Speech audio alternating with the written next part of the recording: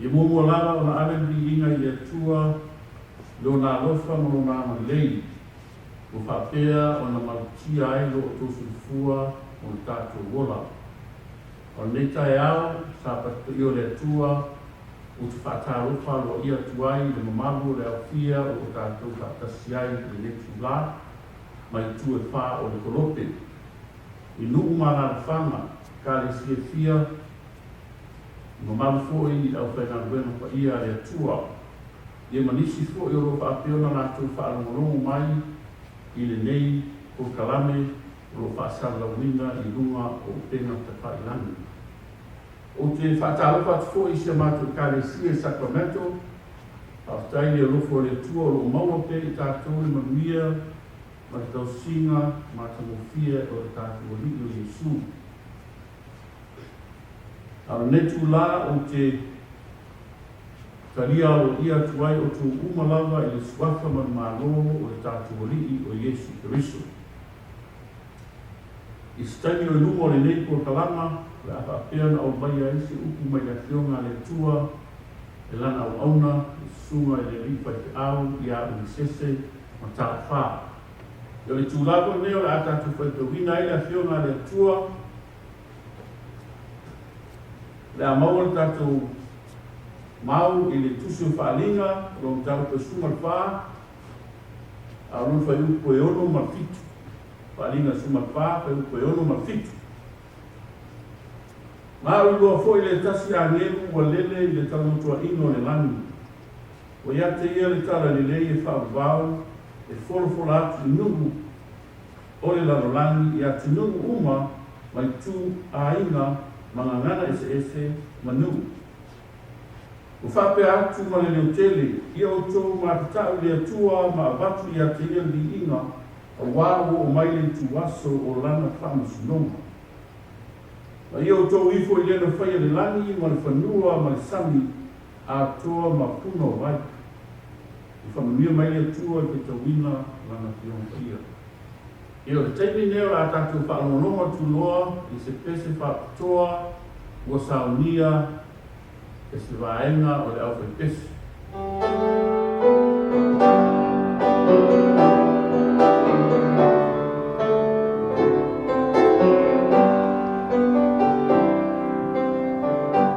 It's my desire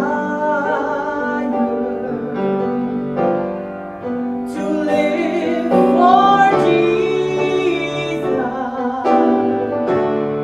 It's my desire to live for Him. Though often I fail,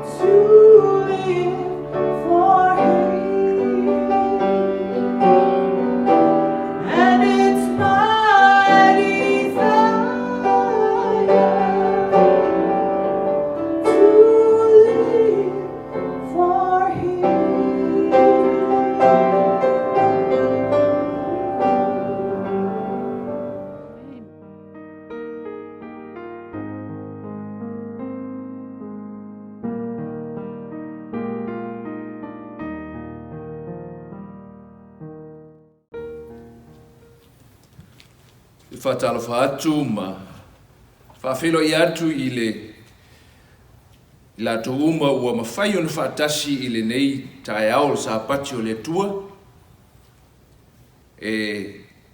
tātou te tuina atu ai le vi inga ma le whamanu I le tua o le ona I le malosi ma le whamanuianga ua ia tuina mai ia I tātou uma I lo to soifua ma sio tātou wola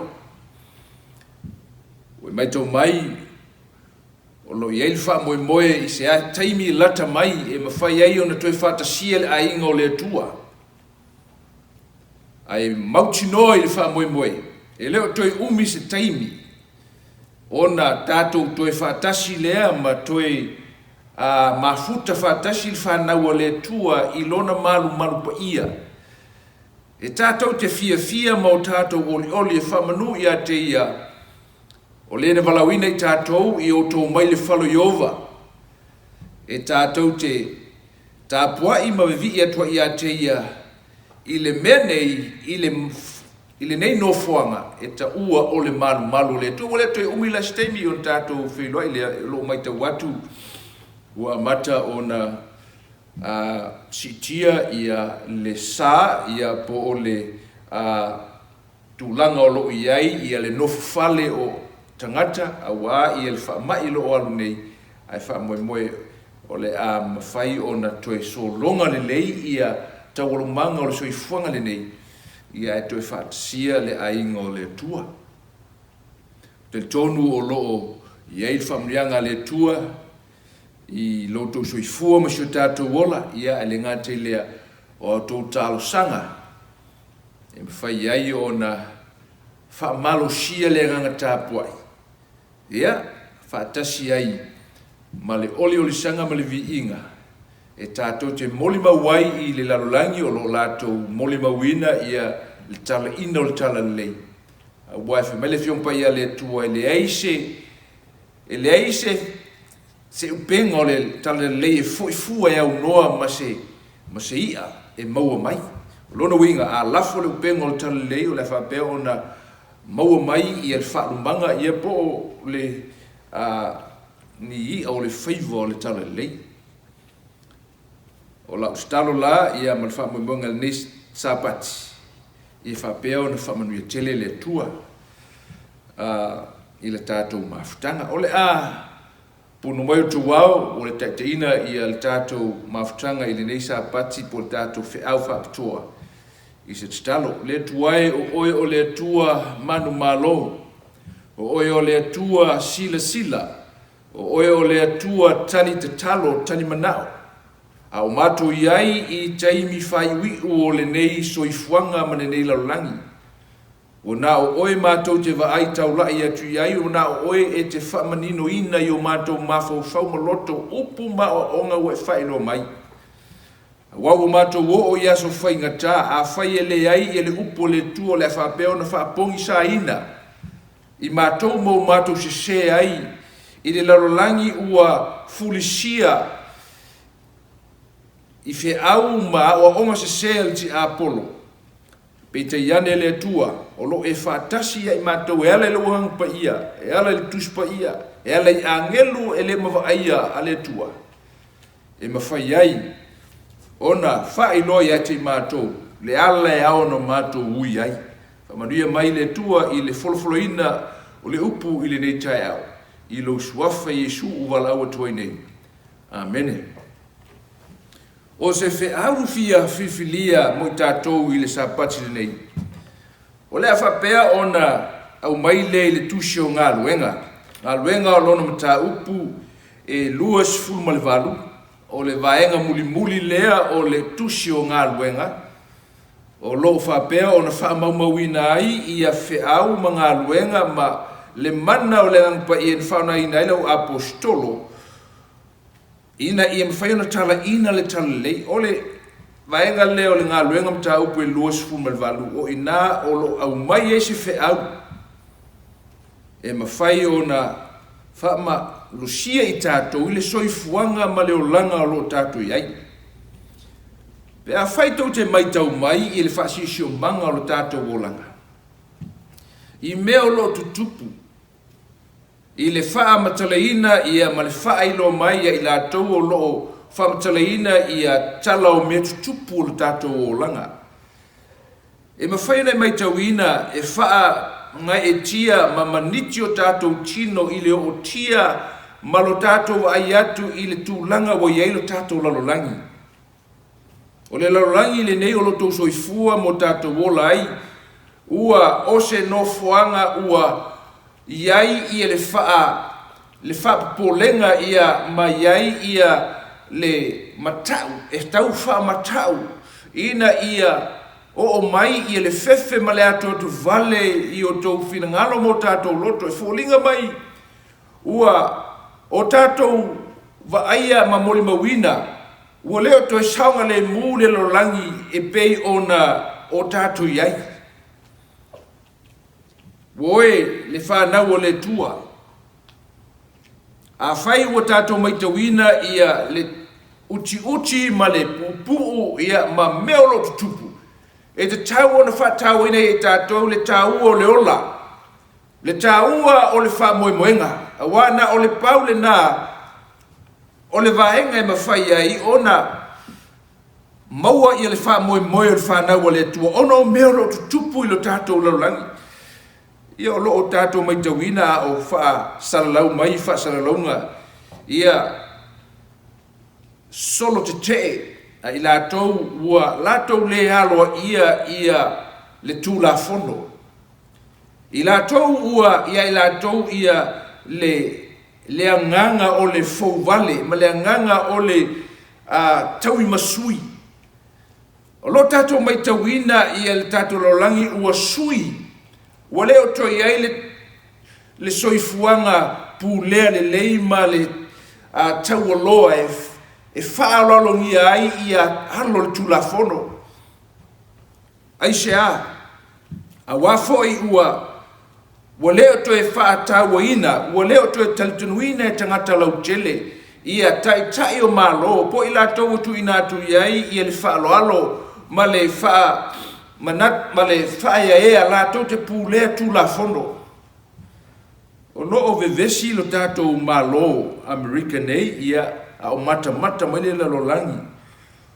Ona o nisi sa manatu o li leo la tau te tausia ia le tū la fono ma puipuia le saunga le mua tangata lo tele pete ene ua ave i la tau te whaongaina le tū la fono e whai masasa.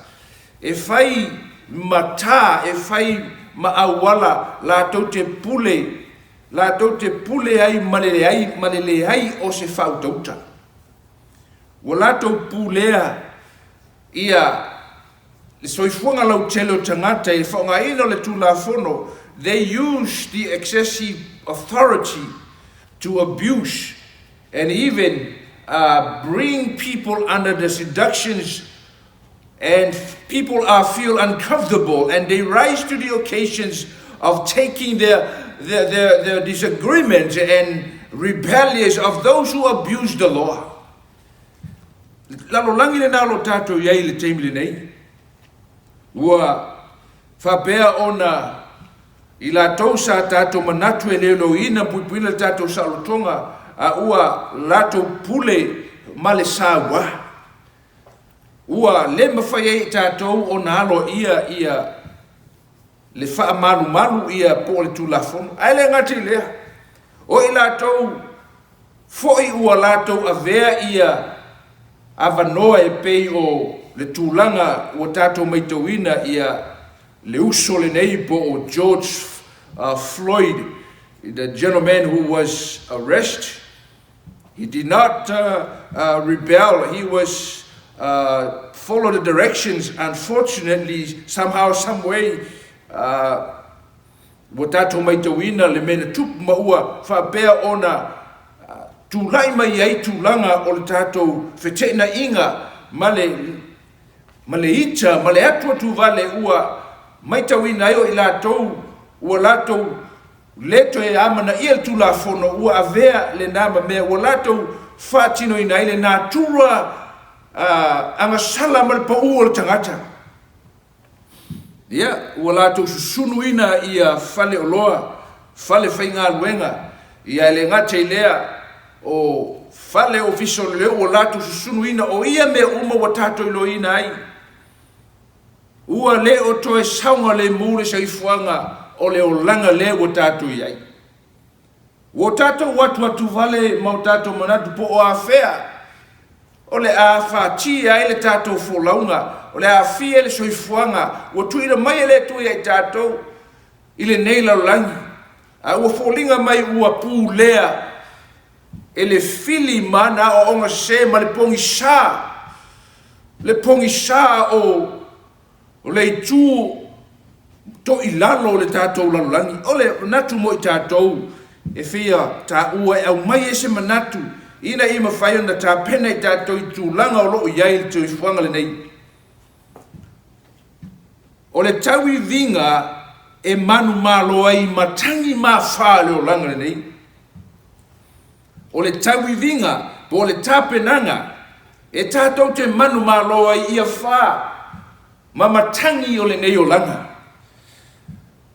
O te fia whaitawina mai la i le tuspa ia. Ia le awhiongpa ia le tua i le tusio ngā luenga mtau pe lua sumalvalu. Luenga mtau pe lua sumalvalu o ina o lo whamtalai nai ia le malanga na malanga ai Paulo. Ia ma i lātou na o lātou they accompany Paul from Jerusalem to Rome. Ina ia mawhai o na whamasino ina ia le au na le tua. O na lātou malanga mai ei le vaa.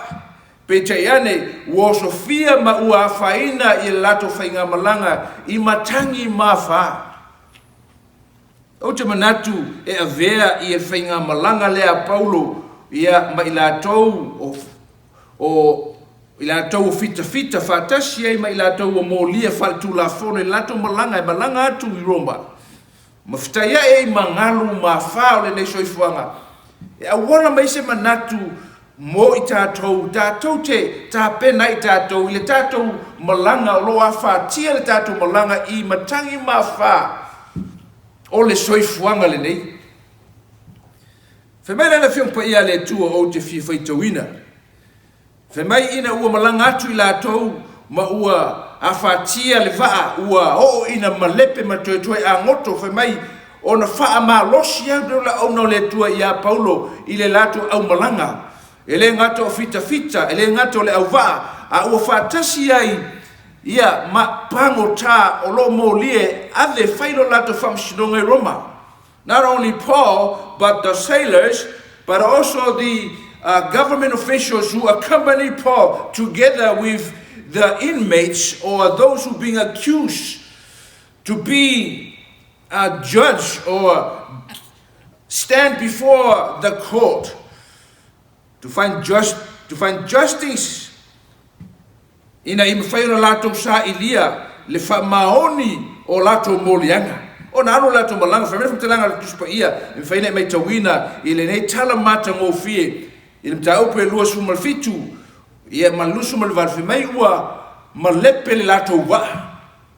A ua tula i Paulo malosi atu ia i lato, ua whapeo na whaino mai le tua, i le eise mea whaina i lo lato wola mo lo lato whamoe moe pe a whai.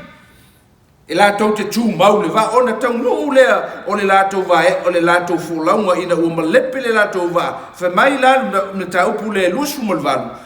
Ua o te fia whaitawina mo i tātou, o lo i eise whi au mo le tātou manatu a onga le nei tai au sa pati o le tua. Whamai, ua sao atu i lātou, o te whaitau mai le ngā luenga taupu e lusu malvalu, o lo whai mua whaangata mai whai upu i ono.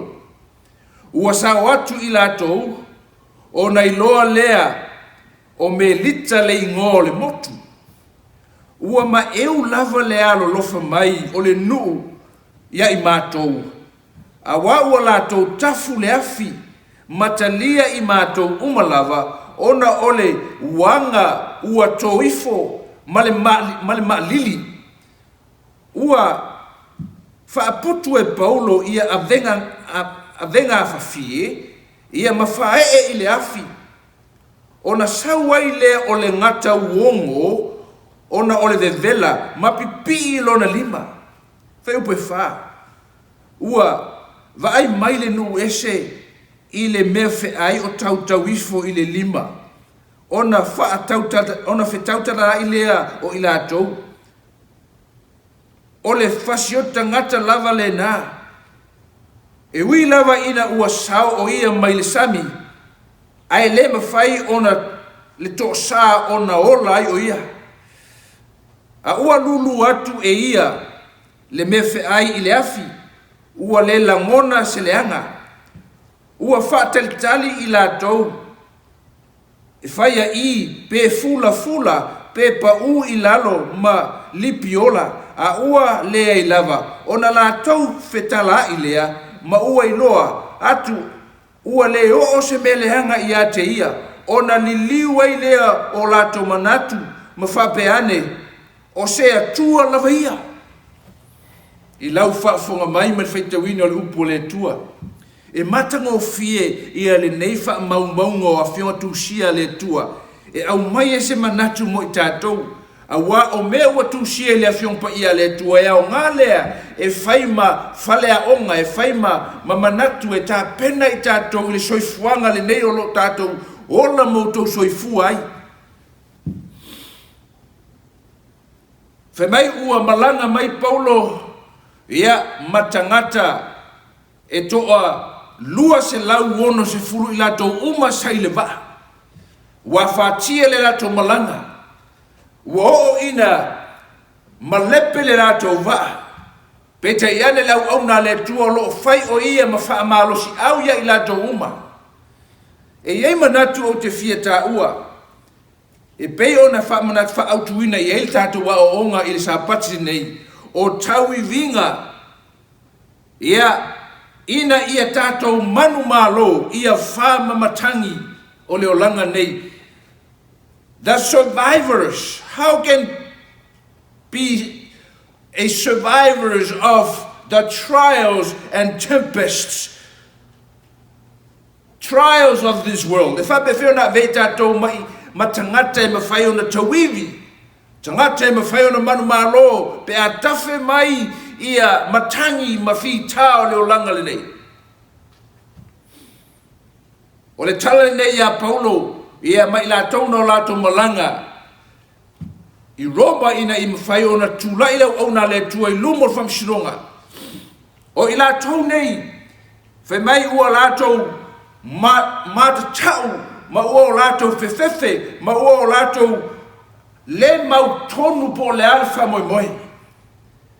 O le manatu mua o te fia tā ua, i le nei fōlaunga. Whai mai ia la apostolo Paulo ina ua ia wawa i atu i tangata. Whai mai ua manatu ia le au waa e la tote so sola mane waa. O na whai atu leo Paulo, lo ta ua nta upe luas fulu malfitu, a o lona whai upe tos fu maltasi. Le nā lo ta ua ai whai mai le apostolo Paulo, i lo ta upe luas fu malfitu ina ua ia wa ai atu, a o lo tau mawhai ia nisio le au wae so sola. A wā ua o ina a whaina ua le eise tau mawha ma ua le eise wha moe moe. O na tau mawhai leo i la tau ne e so sola ma le waa, i le whaanga ina o le waa i tiiti e tu wifo i lalo la tau te so sola ai, a ua whapea ona, whapea atu la apostolo Paulo ia i la tau. O lo ta ua na i le mata upue e luas fu mafitu fai upue tolus fulu matasi o te fifai tawina mo i tātou. Fai upue tolus fulu matasi fai mai le whiompa ia le tua.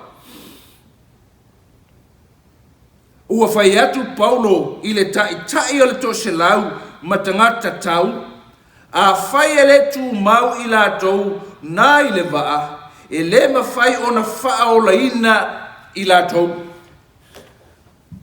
A o la tau tau ma fai i lo lato malosi la tote tu ua i ele vaa ua ua whati ele vaa. Ai la tote tau mo whaie la tote o atu ina i e whaasau ina la tote whamela apostolo aua tote tu ua le vaa. Le ainga o le tua malau whaafunga anga i le nei tai au o te au maia ia le manatu lea, pe ona fola atu la apostolo Paulo ia i la tau o la malanga. Ina ua fita mawhaina le lato folaunga. Ia inisio la tau le whapea ona mate le wha moi moi. Ia inisio la tau le whapea ona whaititia ia lo lato whatuatua. Ma o lato tau mawhai e whaini a wala la tau te whaasau ina ai la tau. So i whanga nei o lo tato iai. A whai e le mawhai ona o tu mau i tato i lal whatuatua. A whai e le mawhai ona tato mau i le upumoni o tato maua. E mawhai ona whaasosoina i tato ma o tato tau mawhai e whaolaina i tato i fua o tato ngā luenga. As we travel, as we journey to the destiny, oftentimes our journey can be encounter the trials, the tempest, the wind, the wave that comes on our ways. Oftentimes we feel threatened, about to lose our lives, and we try to do the best to save ourselves. It's natural for us to try to save ourselves. O le natural tangata e tau mo fai ilo na malos e whaoleino ia e whaimele apostolo Paulo a fai tau te tu o le va. O le a whapea ona le whaasauina o tau ma o le a whapea ona whaumatia e hao ona o tau tutu mau i le va. O le soi fuanga nei o lo tātou iai. Ua o tātou mai tauina ua tele ina fōlinga mai o le a whaina le soifuanga lo e soifua mo tātou wolai, fōlinga mai o le ngā luenga le tua, fōlinga mai ua lu ngāla lo, e fōlinga mai ua soua, ma toe lava ina ngoto, i le vaal tala lei. Lau whafunganga i le nei tai au, te whaamalosi atu e pei, ona whaamalosi atu la apostolo Paulo. Ua tātou mai tauina, ia le whaasisi o manga o le tātou o langa, le o langa whaakeusiano. I mea o lo tutupu, o mea ua tula i mai. Ua tātou mai tau mai, a whai tātou te le mau, a amatu mau le pumoni le tua. Le whe au le tua i te tonu le vaal tala lei. O le whapea ona, whawhewheina i tātou, ha wha atu waleina i tātou, ua e tātou le matau tātou te so solai. A whemele porostolo, a whai le tu mau o tau i le vaa. Unless you stay in a boat, you cannot spare your lives.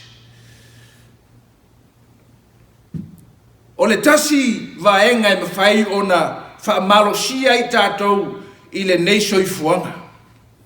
Stay in a boat requires a unity, requires a reconciliation, requires a times that all of us need to search ourselves, that we can become one in diversity, unity in diversity. E mawhai ona fusi tātou i le loto e tasi, e whatutuanga e tasi, e ui ina ese, ia mau tātou manatu, ilo tātou vavai atu iai. Unity in diversity. E tele tātou tāleni, ese no whanga tātou te malanga mai ai, o tātou ngā ruenga, o le silafia, ia le ngā te lea, o ngā ngana male atunu. We have so many diversity within us, and those diversity can be a blessing for us. O ia ese senga, o ia tāleni, o ia aoonga, o ia matafa yoi ese, e mawhai ona tu whatasia, ina ia tasi e le finangalo, le whatua tuanga, le teltonunga, whamai e sukeriso, o au nei o le ala le upumoni ma le ola, e le ala tu lava se tasi ta mape a whai le ui mai e te au. Ioane mta au pe sumar whawhai pe ono. O lo tato malanga i se malanga, ua tato ino ina, ua toe ina tau nuu ili whamoe moe, ai o lo whapea ona whawhati mai nganu, whapea ona oso mai ia whainga taore o langa nei, whapea ona whaaloto vai ai le aingo le atua. We are in a journey. We need to stay in a boat with the unity. Stay in a boat with the humility that we all collaborate, that we all need to be focused in the life of Christ, that united us together. E tasi le tino o le ekalesia, o Yesu Christo le ulo le ekalesia. When we lose focus of Christ, the head of the church, we will experience doubts in our lives. Pe a faita to te masalo salo ile tua e ona lante te inga te tono le ekalesia le tua ma pumoni le tua. Ona faina leo lo tatu fa moe. Ole awala na tatu te saunga li muai. The way that we can survive the tempest, survive the wind of trials, survive the waves and the swelling that comes on the way. Leo langa o lo tatu iai. Se tasi o whamatalanga i le tātou iai tātou i le cheleo o ngalu meo lo pupu e leo langa le nei e ono a whaina i tātou maua le aiso tātou wha moe moe iai la tau sa tātou manatu la tau te leo ina ma puipuina le tātou wha moe moe pe te iane o i tātou foi o lo iai le manatu o tātou manatu o tele lo tātou i loa. You know, we're facing trials and we're facing difficult times in our journey. The social distance creates an anxiety in hearts of people. Social distance, people feel that they don't have the freedom to roam around, but it creates a sense of tension. It creates a sense of annoying that irritate to the point that they cannot get along. O mea tupu te tono le soifuanga nei, po te tono fu le ekalesia, e mawhai ona luluina i tangato le tua. Sa iai ia, se tasi o tina sa malanga atu malantama i se whaleoloha. Ia, a o iai ia le leo le whaleoloha lo ia tau wha tūlanga ina ia tangata lo ngā ngai mai tonu. Ina ia lato tausia ia tapulaa ia po o mea ua whaatonuina ai e ta iono futu ia le vā o le tangata ma le tangata. This security was doing his job is to make sure that people that are entering and exit follow the protocol of 6 feet distance. Ona taunu mai le tina lea malana tama. O nisi o whaloloa po nisi o nofuanga ua latu whaamalosia e te tau ona ufitia i el fofonga ia male mafolinga ina ima whai ona tau whiel siama ona tangu maile tina lea o lo iai ia lana mask pe te ane o lona alo po lana tama teine lai titi e lei se mask ona whai atu lea o lea li leo i le tina nei e mawhai ona iai se sa ilifo i se mask ma lau tama lea ona o mai ai le tonu o whaloloa. Pe te ane ua avea ma mea e le fia i ele tinale nei. She was so irritating, she was so annoying, and she was bothered by just a request from a security just to observe the protocol. And what happened? Ua whao ina mei na ufe ese ele tinale lea ma le li lea. Fe mai ona ia tina le fa mai ua ia upu vale ua ia tau alanga ona toi foi le tina le malana tama i le fale ia u famatalatu i lona tolua ia manisio lato ainga o le mea ua tupu ua ngai mai tama o le ainga manisio le ainga ua tau ua au mai lato te talanoa ma o lato. They want to come and confront the security. Pei ona tātou mai te wina mon mawina i tala whaasala laule mena tupu. Wha mai ua taunu mai ia le tamā lea ma ua lātou tala noa ma security ma ua avea ma mea e a tili ai i le whitena inga se i o ina whaonga ina i le a benga ma whaumatia ai le ola o le security. E ka le sia le tua, le tūlanga le nāua i ai le soifuanga le nei. ua whapea ona le ono sai, whapea ona afia leo langa o tangata, a wa afia ila tau ili whaasio si o manga o mea o lo tau wha mata, ue afia ai i le soifuanga ma le wha moe moenga. O le vesili e whape whea ona tātou wola, tau wivi, e a vei tātou matangata kerisiano, tātou te manu malo i whaaso songa, ma le whaese inga, ma le tawivinga, o mea o le soifuanga le nei. E whape whea. E mai paulo, le whiongpa ia le tua. A whai tātou te le tū mau, i te tono le waa ma le awa onga le tua. Le awa onga le tua ua whai no mai i tātou, i e whape ona e alofa atu i le tua lo o tua. Ma lou loto atoa, ma lou malosi atoa, whape foi ona e alofa atu i le lutua, o i peo o e lava i atoa, o tula fono i e lua e pui pui ai, ma atoa i ele tula fono le tua, i e alofa i le tua, i e alofa no usua tangata, le upumoni mai le tua. Survivors in times of trials time. E whape whea ona tātou wola manu malo, i teime pe pesi mai ai i e puapua ngā mawhainga tae lo langa nei i e whapeo no tātou tū mau le upu moni le tua. Tū mau le tū la fono le tua, le tū la fono le alofa, le tū la fono o le anga a le lei ma le whamangalo i le tātou vā mo tātou usu o tangata ina i avele whanau o le tua. Avea tangata kerisiano la tau te moli mau i le alofa ma le whamaone o le tua. Aia awane avea tātou ma kerisiano e tau solo mua i le fi naunga o le larolangi ma tūlanga o lo iai le mautinoa o le nei soifuanga. Stay in a boat, but have the mind of Christ, that he lower himself, become human, take a form of a man and a slave. And then he died on the cross. For mai o Yesu Kiriso lava, Filipi mata upue, e lima mta Filipi mta upe lua fa upe lima, ta ufe mai o ia lava o le tua, ua fai titi ifo o ia, ua ia ave o ia matangata e fai mapolonga. Le ngate le ua fata utawina ia ilungo le sa taulo. Ina ia mawhai o na tātou maua, le ava noa, whawina i tātou ma le tua. E whape whea o na tātou manu malo i matangi ma whao le soifuanga le nei.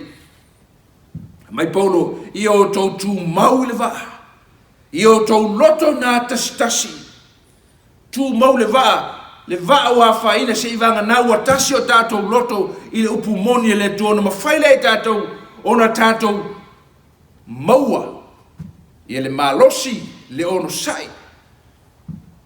E tātou te whaongai nā ia whiongpa ia le tu e whai tātou mawhata i te ingo le laulangi ua le mautonu ma ua whememe ai i aso whainga tā. O le tasi vaenga o te whia tā ua whamei a o alu le lātou wholaunga ma ua malepe ia le waa. O na lātou whe ausi lea matau atu i le nuu lea e ta ua o melita.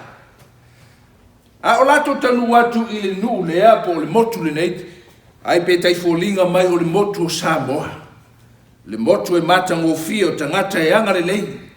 A o tanu watu i le apostolo Paulo i a malatu au waa i a mai lato nisi o pango tafa. Mei Paulo e leise tasi o tau e maula na ola pe a fai e aru ese ma le waa. A i e whapeo na tasi i lato i le anganga e tasi. Ina i mawhai o na whasawina i lato. Ona lato fi ausi lea ma ua tau atu i le motu le nei o melita. Mai ona anga le lea i leo tangata ia i lato. O lato whawhailoa ia i lato. Ia malato a mateina ia se afi. O le afi lea. Le whai mai whamtalanga a o lato a o alu la apostolo Paulo ma ua au mai ia whawhia ina ia whapea ona wha muina i le afi le nei. Mai ona o lo iai ia se ngata wongo that there is a poisonous snake in the wood that they tried to start a bonfire, and somehow the poisonous snakes jumped out of the heat and fastened in his hand. A o vava I atu I tangata le nuu nei I le mea ua tupu, fe mai o le ngata uongo ua pipi I le limo le apostolo Paulo, o na lato manatu lea, o le tangata, o le pango tā, po o le tangata whaisio tangata, ua leo o whaasauina mai o ia le sami pete iane, o le whapea o matia o ia I le ngata uongo. Le kale sia le tua ma whanau le tua. O a onga ma me ua tūsia, e a o mai I tātou le sona, e a o mai I tātou upu moni e hao no tātou I loa. O loa e soifua mo tātou wola, I le lalo langi po le tātou whasisio manga. We now live in a society, there are so many teachings, so many superstitions, so many spiritualist idea of the scripture.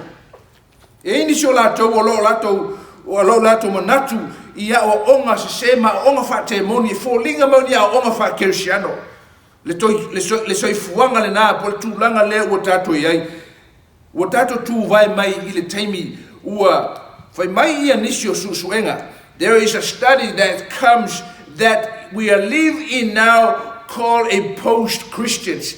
O tato au sia le tapula o le unga tupulanga ua le o toi fa kersiano ina. Post-Christians. O le aonga wha kerisiano ua leo toi taua I loto tangata. O le aonga wha kerisiano maltuspa ia ua fōlinga mai ua leo iai I semana I tangata e la tau te talitono I upu ma aonga wha kerisiano. We live in a society is a post-Christians. Whamai o aonga li teimili nei o aonga ua fia tangata I mea tau whaleanganga. They are very spiritual, very religious, but there is no sound doctrines. There is no solid truth in them. O tu vai le tato o langa, I te tonu o le tato whasisio manga. O fōlinga mai on tangata e tai tonu I le tua. Ma tai tonu I a o onga, ai pete iane ua o lato iaia o onga e esatu.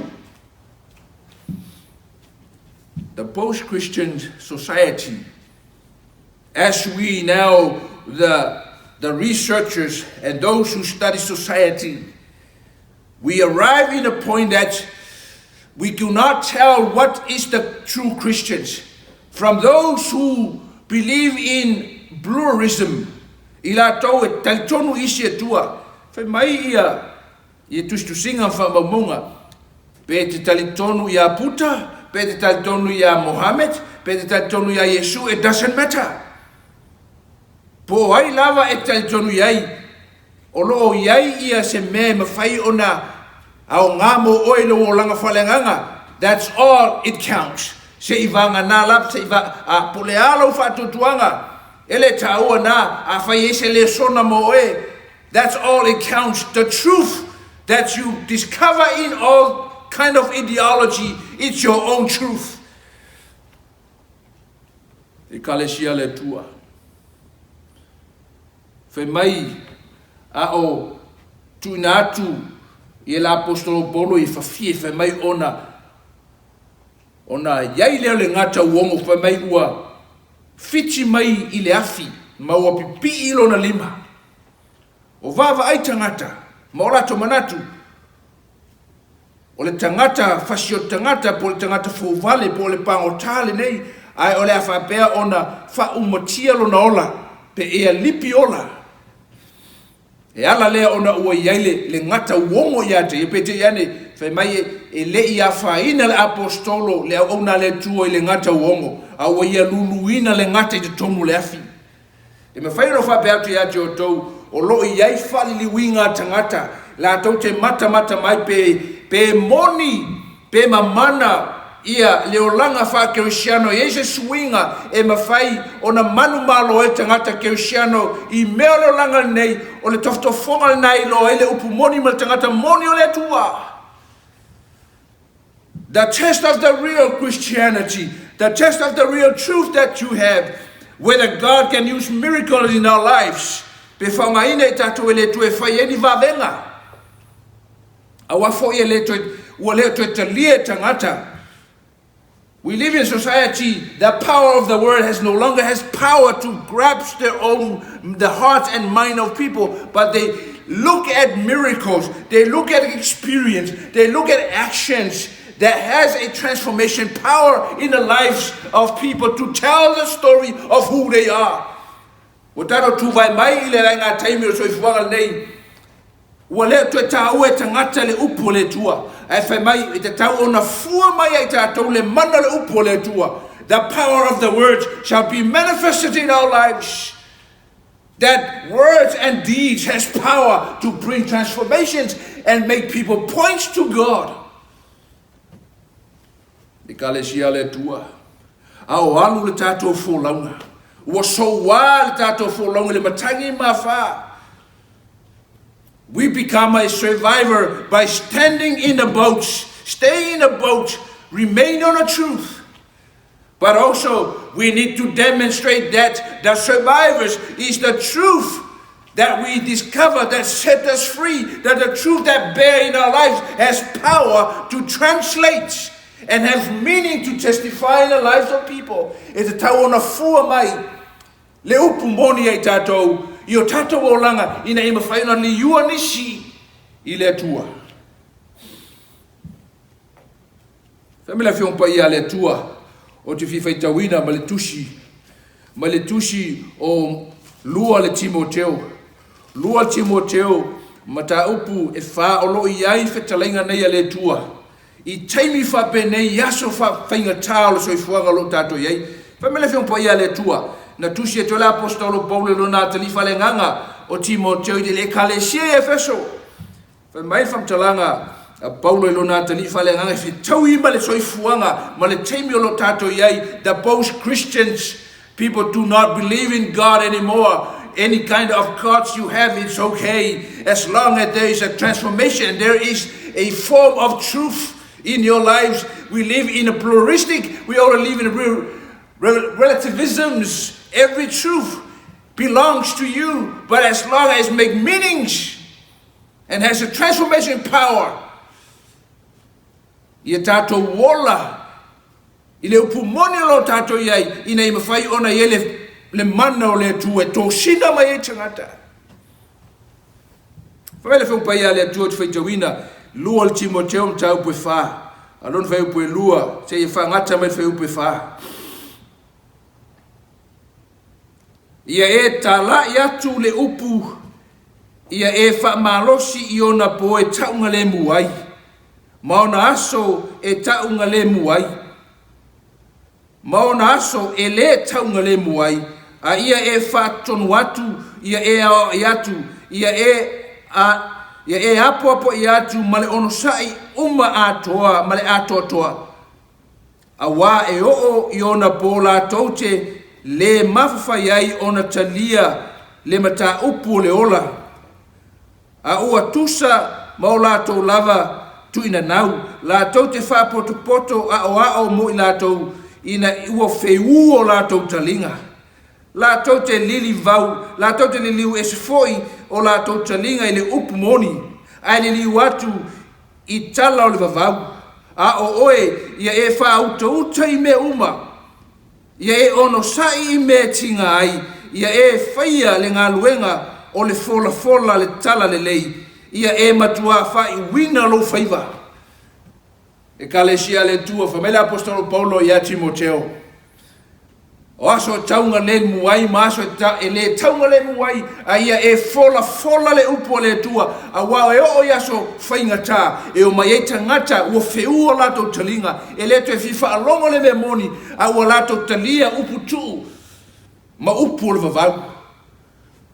Le soifuanga le nei wa tātou iai, I le tātou whainga malanga, ua toe o se laa ona tātou wa aia le matango, fia matisi esho le tua, ua whaelo mai, lana folfolanga e fio mai pe te iane, o le tātou folanga ua whatia le tātou wa. Pe whape whea ona whasauina I tātou, how can we survive the trial, the tempest of time? We recognize that we have to stay in the boat. E au tātou tu mau tōne le wā, tu mau le pumoni, ia tasi lo tātou wha moe moe. Ale ngate lea famile fium pe le tua e te tau ona fua mai le mana le upu i o tātou o langa. You know, au fai mai au pipi i le ngata uongo le fai mai ua mata du tangata ua lato mai tawina fai mai o le awhapea ona le ola o le apostolo Paulo pete ene ua lato iloina ua le oti Paulo ua leise meo ia te ia ona lato manatu lea o le atua o le tasi lea o atua ua au mai e la taute mafuta i lea vaenga tau.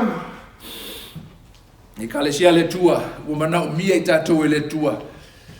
Tātou te moli mau e le ngao le upu ma le ngutu a ia fua mai le mana le tala lei ia i tātou a walo mata mai le lalo langi ina i mawhaiuna tō sina i la tau le tua soi fua